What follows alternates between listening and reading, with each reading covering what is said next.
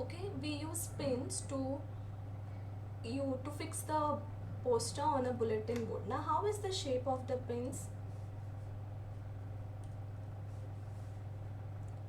It has a broader head like, and this is the pin which will go inside uh, the the wooden thing. Okay, so this is thinner and this is broader. Now what do we do? To do this task you have to press the drawing pins with your thumb. So we apply force on this part. Okay, we apply force on the drawing pins, on the head part of the drawing pins. Okay, on the area of the head of the pin. This force is directed perpendicular to the surface of the board. Now board is this way, right? And you are directing a force in this direction. So this force is acting perpendicular. Okay, this force is acting perpendicular to the surface area of the board, and this force acts on a smaller area at the tip of the pin. Okay, so where is this force acting? We are applying the force on this side, but the force is acting on the pin side, right? And the force is in perpendicular direction on the surface area. Okay, let us see the next situation. You stand on the loose sand, your feet goes deeper into the sand. Okay, you consider sand and we are standing on the sand. Okay, what happens after some time? Our feet goes inside, right? Now you will find that now lie down on the sand. Now same thing, if you lie your entire body on the sand, what will happen? You will notice that your body will not go deep in the sand. In both the cases, the force exerted on the sand is the weight of your body. Okay, over here the force exerted was perpendicular, so the force was more. That's why the legs go inside.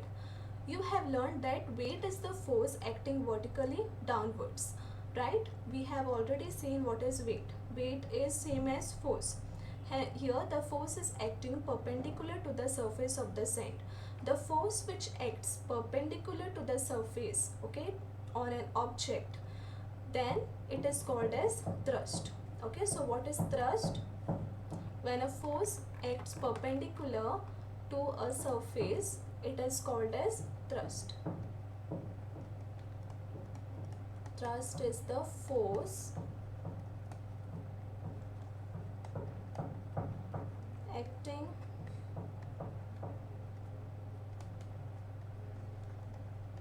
perpendicular to the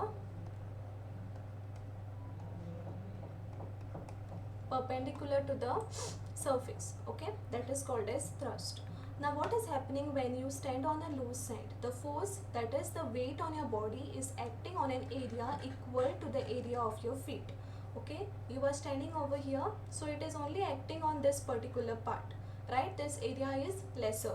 So when you lie down, what happens? The same force acts on an area equal to the contact area of your whole body. Now this time the contact area of the whole body is more, right? But over here the contact area was less. Thus the effects of the forces in both the cases is the same in magnitude, but it is on different areas. Okay, the effect of forces of the same magnitude on different areas are different. The forces applied is the same, okay, because a body carries the same weight in both the cases, right? It is same over here, the weight is same over here, the weight is not changing.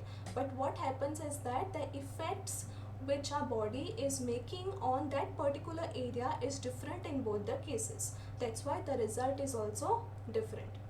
In the above cases, the thrust is the same but the effects are different.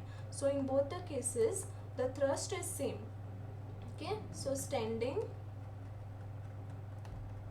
that is you are covering a small area, and lying down, you are covering a larger area. Okay, now in both the cases what happens? The force, thrust, okay, the thrust is same, right? But the situations are different. Okay, the areas are different. Therefore, what happens is that the pressure, okay, the effect of the force is also different. Is different. Hence, now what comes into picture is pressure. Okay. Now, why is the effect of the force in both these cases different? It is different because the area is different. Okay, what is important over here is area. If you notice, the thrust is the same, but in both the cases area is different. Therefore, the effect of the force is different. That's why we learn another quantity in this concept, that is the pressure. The effect of thrust on the sand is larger while standing than while lying. Okay. So we notice that over here the effect of thrust is larger because the area is smaller, and over here the effect of thrust is lesser because the area is larger. Okay, so we study another quantity, which is pressure. Now the thrust on a unit area is called as pressure. So when you consider area to relate with thrust, then it is called as pressure. Now what is the SI unit of pressure? The SI unit of pressure is Newton per meter second. Okay. So pressure, the formula for pressure is equals to thrust, that particular area. Okay. Thrust is nothing but force, so we take Newton, and area is meter square, so we write it as Newton per meter square. In honor of the scientist Blaise Pascal, the SI unit of pressure, instead of Newton per meter square, we write it as Pascal, denoted by letter SPA. Okay, so instead of Newton per meter square, we can write it as Pascal. PA. Okay, so this was about thrust and pressure. Now, okay, the same force acting on a smaller area, exerts a larger pressure and a smaller pressure on a larger area. Okay, so here we understand this. The same force acting on a smaller area exerts larger pressure, and the same force acting on a larger area exerts smaller pressure. So to exert a larger pressure, what do we require? We require a small surface. Okay, this is the reason why a nail has a pointed tip. Okay, a nail has a pointed tip, knives have sharp edges, and buildings have wide foundations. So the questions over here will be, knives have sharper edges, give reason. So you have to say that the principle they applied is of thrust and pressure. When the thrust is the force acting on a particular area, to get more pressure the area should be lesser. Okay, the area should be lesser, so the same force acting on a smaller area will produce more pressure. That's why knives have sharper edges. Okay, so this was about thrust and pressure. The next concept which we have to learn is pressure in fluids. Okay, fluids are liquids and gases. Okay, under fluids we study the liquids and gases. A solid exerts pressure on a surface due to its weight. Similarly, fluids also have weight and they also exert pressure on the base and the walls of the container in which they are enclosed. For example, a liquid is placed in this beaker. Okay, it exerts a pressure on the walls of the container and the base. Okay, pressure exerted in any confined mass is transmitted undiminished in all directions. So pressure is exerted on the entire surface of the container in which it is placed. So when we talk about pressure in fluids, we have to study what is something called as buoyancy. Now we know that, okay, here we have to do one activity. Okay, take an empty plastic bottle, close the mouth of the bottle with an airtight stopper. Put it in a bucket filled with water. Okay, so what do you have to do? You have to take a beaker with, you have to take a bucket with water. Okay, and then you have to take a empty plastic bottle, close the mouth of the bottle and put it in a bucket. Okay, so you have to place a bottle over here, empty bottle, but it should be closed.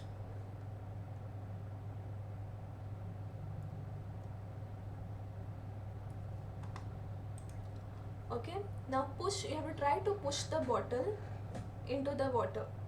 What you observe is you will feel an upward push. Okay, you are trying to push it, you are trying to push the bottle from the top, but what happens is that it is still coming up. Okay, so that is the upward push. Try to push it further down, you will find it difficult to push deeper and deeper. This indicates that water exerts a force on the bottle in upward direction. So what is water doing? Water is not letting the bottle come down because it is exerting a upward force on the bottle.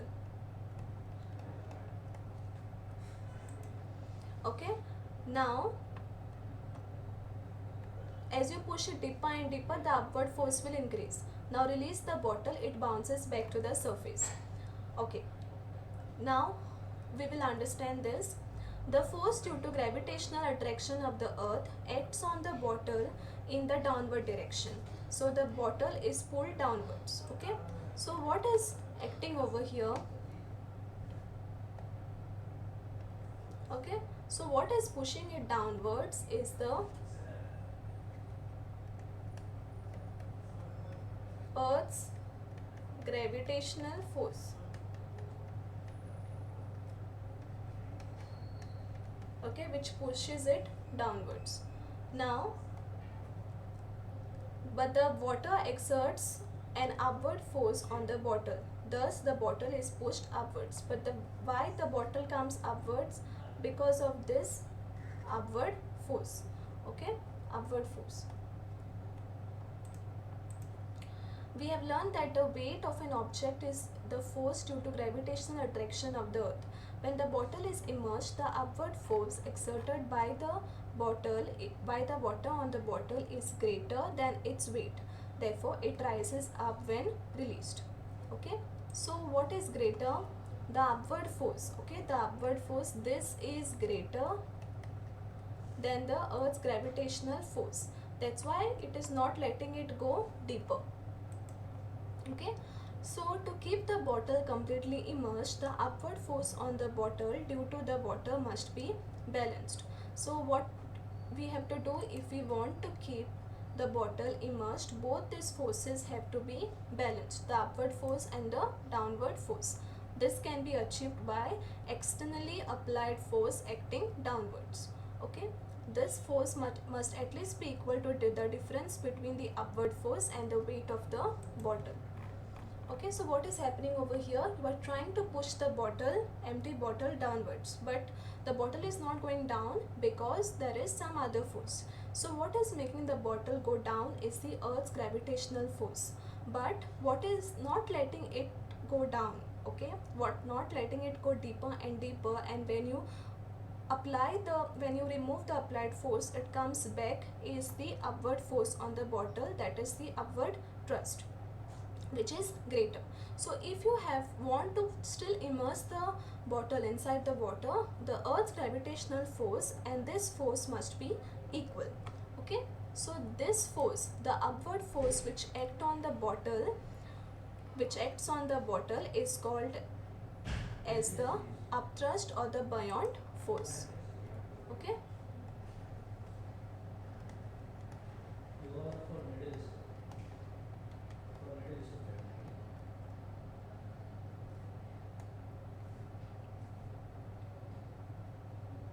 The upward force exerted by the water on the bottle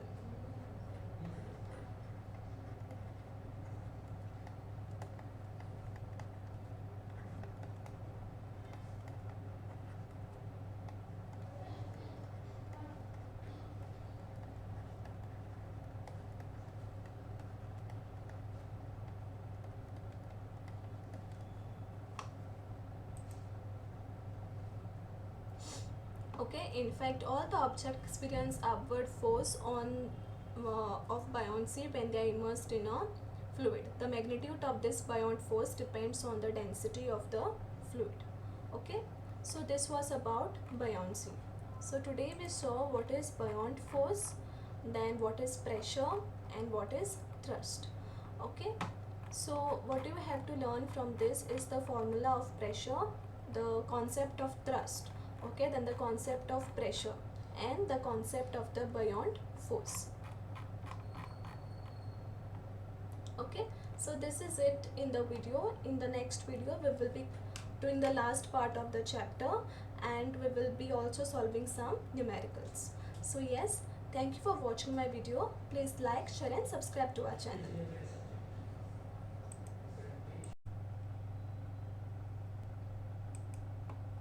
Hello everyone, my name is Nikita and I am from the Bodhi Academy. Today we are going to continue with the chapter Gravitation from 9th Standard Science textbook. Last time we have doing the chapter and we saw some concepts of gravitation, and we saw the gravitational law, then we saw the concepts of mass and weight.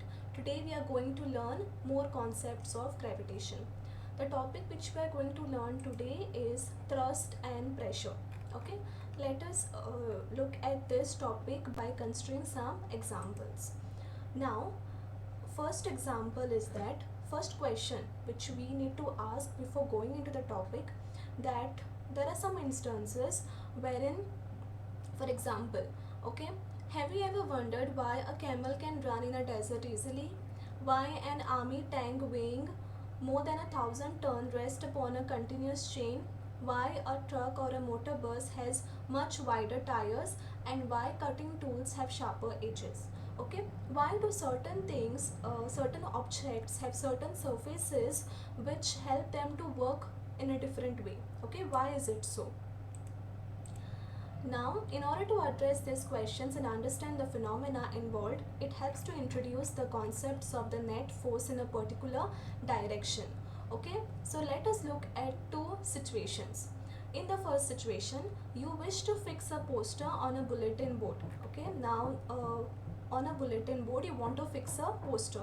This is a poster. Now what do we use to fix a poster on a bulletin board? We use pins, right? We use pins, and the shape of the pins